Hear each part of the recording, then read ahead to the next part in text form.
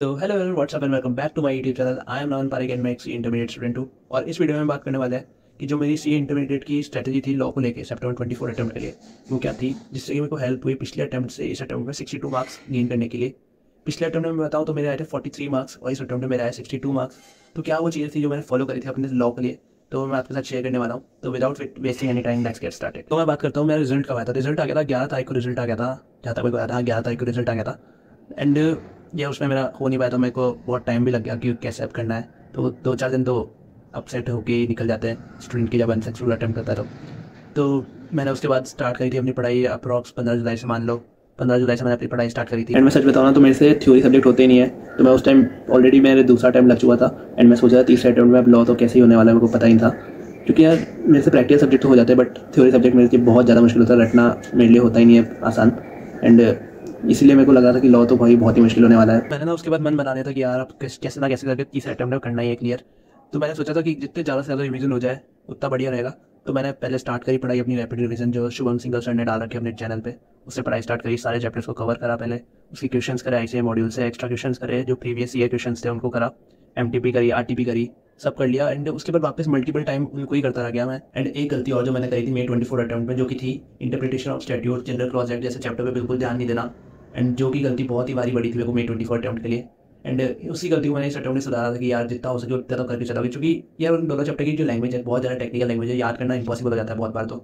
तो ICI module से मैंने जितना हो सका उतना तो पढ़ा था, अच्छे से कवर करा था। एंड उसी को मैंने जो आईसीआई ने वेटेज डाला था अपनी वेबसाइट पे, उससे भी देखा तो बहुत ज़्यादा वेटेज कवर कर रहा था।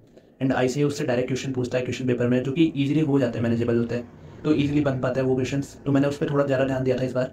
एंड फेमा पे भी ज़्यादा ध्यान दिया था। फेमा के लिए मैंने शुभम सिंगल सर की जो वीडियोस थी उससे करा था। एंड शुभम सर ने एक वो भी डाल रखी थी, शॉर्ट वीडियो डाल रखी थी अपनी रिवीजन के लिए, जो कि थी 20-25 मिनट की हुई आई थिंक, जो कि यार बहुत ही हेल्पफुल थी एग्जाम टाइम पे। उसको बार बार मल्टीपल टाइम रिवीजन करोगे तो दिमाग में बैठ जा रहा था सब कुछ। मैंने जो अपना प्लानिंग करी थी वो इस तरीके से करी थी ना, जैसे मैंने पूरी लिस्ट बनाई थी कि कौन कौन से चैप्टर्स हैं लॉ में, जिसमें से मेरे को कौन कौन से अच्छे से आते हैं, कौन कौन से अच्छे से नहीं आते हैं, और कौन कौन से थोड़े बहुत आते हैं। और उसमें से मैंने फाइंड आउट करा था कि ना यार कौन से मेरे को करने चाहिए, कौन से ज़्यादा वेटेज रखते हैं। और वेटेज का मैं आपको लिंक जो है ना डिस्क्रिप्शन में दे दूँगा, आप चाहो तो रेफर कर सकते हो। तो उस वेटेज के हिसाब से मैंने अपनी तैयारी स्टार्ट करी थी। एंड जब मैंने लास्ट अटैम्प्ट की आरटीआई से अपनी सर्टिफाइड कॉपीज़ मंगाई थी ना, तब मैंने उसमें देखा था कि मेरे एमसीक्यूज़ में 24 मार्क्स आए हैं, और जबकि मेरे टोटल मार्क्स आए थे 43। तो जब मेरे एमसीक्यू में 24 मार्क्स आए आउट ऑफ 30 मार्क्स, एंड बाकी में 70 में से 19 मार्क्स आए सिर्फ, तो मैं बहुत ही यार डिमोटिवेट हो गया था। तो मैंने सोचा था कि यार एमसीक्यू पे फोकस नहीं करने के बजाय टेक्निकल राइटिंग पे फोकस करते हैं एंड रिटन प्रैक्टिस करते हैं। तो रिटन प्रैक्टिस करी मैंने 2-4 हर तरीके, जैसे सिमिलर क्वेश्चन होते थे तो मैं 1-2 क्वेश्चन उठा के हैंड रिटन प्रैक्टिस कर लेता था। एंड बाकी जो प्रीवियस ईयर के क्वेश्चन थे उनको ना अच्छे से रीड करता था कि कैसे कीवर्ड्स यूज हो रहे हैं इसमें, क्या क्या इसमें जो पढ़ा है वो आ रहा है कि इसमें नहीं आ रहा है, जो मैंने पढ़ा है उसको रिकॉल में कर पा रहा हूँ कि नहीं कर पा रहा हूँ। क्योंकि ना प्रीवियस ईयर क्वेश्चन अगर आप देखते तो आपको आइडिया लग जाता है कि यार अच्छा ऐसे लिखना क्वेश्चन, ऐसे क्वेश्चंस का आंसर लिखना है तब जाके मार्क्स मिलेगा इसी से। तो ये भी एक तरीका बहुत हेल्पफुल था मेरे लिए। May 24 के अटैम्प्ट से मेरे को एक क्लैरिटी तो हो गई थी, जो कि थी कि एमसीक्यू पे ध्यान नहीं देना है, मेरे को कॉन्सेप्ट बिल्ड करने पे ध्यान देना है। एंड मैं आपको भी यही सजेस्ट करूँगा कि कॉन्सेप्ट पे ध्यान दो, क्योंकि कॉन्सेप्ट अगर आपके अच्छे होंगे तो एमसीक्यू अपने आप बन जाएगी। एंड मैंने इस बार कॉन्सेप्ट पे ही ध्यान दिया कि कौन सा प्रोविजन कहाँ पे लगने वाला है, कहाँ पे कौन सा प्रोविजन नहीं लगेगा, कौन सा प्रोविजन कैसे अप्लाई करना है, उसकी लैंग्वेज क्या लिखनी है, कीवर्ड्स क्या लिखना है, इन सब पे ध्यान दिया। और मैं सच बता रहा हूँ कि यार बहुत ईजी लगे थे एमसीक्यूज। शायद ईजी आए हो मेरे को पता नहीं, बट मेरे को तो ईजी लगे थे। तो मैंने कॉन्सेप्ट बिल्डिंग पे ही ध्यान दिया था, आपको भी कॉन्सेप्ट बिल्डिंग पे ही ध्यान देना चाहिए मेरे अकॉर्डिंग। तो करता कि मैंने रिवीजन कैसे करा, कितनी बार रिवीजन करे।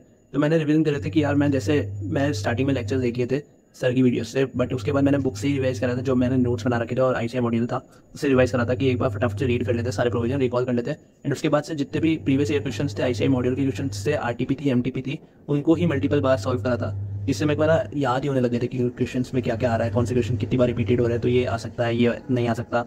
एंड मैंने अप्रॉक्स 3 या 4 बार रिवाइज करा था लॉ को एग्जाम से पहले। ये करने के बाद ना इतना हेल्पफुल था यार ये, कि मेरे को ना आंसर से याद होने लग गया था कि यार इसमें ये लैंग्वेज आ रही है तो ये ऐसे लिखना है। एंड मानोगे नहीं कि मैंने आईसीआई के एग्जाम्स में ना वही लैंग्वेज सेम लिखी थी, वर्ड टू वर्ड तो नहीं बोला हूँ बट 90% सेम लैंग्वेज मैंने यूज़ करी थी वहाँ पे, क्योंकि मेरे को याद ही था कि यार इसमें ऐसे लिखना है, इसमें ऐसे लिखना है। तो ये बहुत हेल्पफुल हुआ था मेरे लिए। अब बात करते हैं कि मैंने मॉक टेस्ट कहाँ से लिए थे और कितने मॉक टेस्ट लिए थे। तो मैंने चैप्टर वाइज मॉक टेस्ट भी लिए थे और फुल मॉक टेस्ट भी लिए थे। मैंने मॉक टेस्ट लिए थे भाग्य अचीवर्स करके एक साइट है, वहाँ से लिए थे। एंड जिसमें थे 4 चैप्टर वाइज टेस्ट थे, जिसमें शायद 3 या 4 चैप्टर्स के बेसिस पे टेस्ट था एक, एंड उसके बाद 2 फुल टेस्ट थे।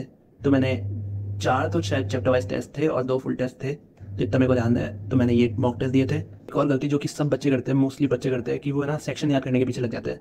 एंड मैंने भी स्टार्टिंग में ये मिस्टेक करी थी कि यार सेक्शन याद करते हैं, बट यार मेरे से होते ही नहीं थे। एंड उसके बाद मेरे को समझ में भी आ गया था कि यार सेक्शन याद करने से कुछ नहीं होगा, आपको प्रोविजन भी आना चाहिए। एंड मैंने हमेशा से यही फॉलो करा कि आप प्रोविजन पे ध्यान दो। अब सेक्शन पे अगर आप याद करने जाओगे तो टाइम वेस्ट होगा। अगर आपको याद हो रहा है वेल एंड गुड है, मैं ऐसा नहीं बोल रहा कि आप बिल्कुल ही याद मत करो। अगर आपसे याद हो पा रहा है तो वेल एंड गुड है, बट अगर आप याद नहीं कर पा रहे हो और नहीं हो रहे तो कोई बात नहीं है। ऐसा कहीं पे भी नहीं लिखा है कि अगर आप सेक्शन नंबर लिख के ही आओगे तभी आपको मार्क्स मिलेंगे, ऐसा नहीं है। अगर आप गलत सेक्शन लिखे होगे, आप प्रोविजन सही लिखे होगे तो आपके मार्क्स कट जाएंगे। अगर आप सही सेक्शन लिखे होगे और गलत प्रोविजन लिखे होगे तो आपके मार्क्स कट जाएंगे। तो इससे बढ़िया ना प्रोविजन पे फोकस करो यार। सबसे पहले अगर सेक्शन नंबर याद हो रहा है तो वेल एंड गुड है, मैं ऐसा नहीं बोला कि सेक्शन नंबर याद मत करो, बट प्रोविजन पे अच्छे से अंडरस्टैंडिंग बनाओ अपनी। एंड मैंने इस अटेम्प्ट की आरटीआई से कॉपीज के लिए अप्लाई कर दिया है अपनी। जैसे ये आरटीआई से कॉपीज आ जाएगी मैं उसको इस वीडियो के डिस्क्रिप्शन में भी लिंक अटैच कर दूंगा, एंड उसके ऊपर सेपरेट वीडियो भी बना दूंगा अगर आप लोग को चाहिए तो।